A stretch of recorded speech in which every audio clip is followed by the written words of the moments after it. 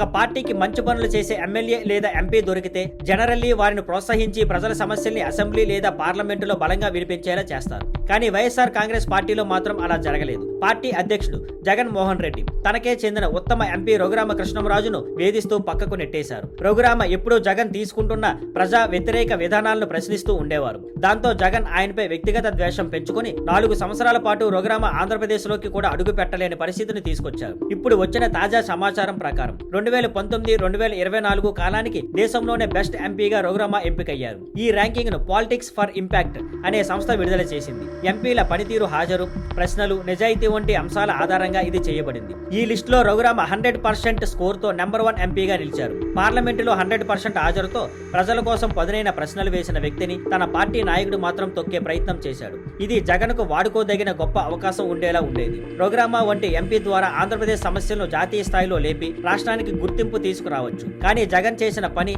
తన party ఎంపీనే neglect చేసి వేధించడం. చివరికి ఈ అన్ని అవమానాల నడుమ రఘురామ వైఎస్ఆర్ కాంగ్రెస్ పార్టీని వదిలి ఎన్డీఏతో కలిసి ఉండి నియోజకవర్గం నుంచి ఎమ్మెల్యేగా పోటీ చేసి ఘన విజయం సాధించారు. ఇది జగన్ తప్పు నిర్ణయం వల్ల పార్టీ కోల్పోయిన విలువైన నేతకు మంచి తీరింది అనేలా చెప్పొచ్చు. Thank you for watching.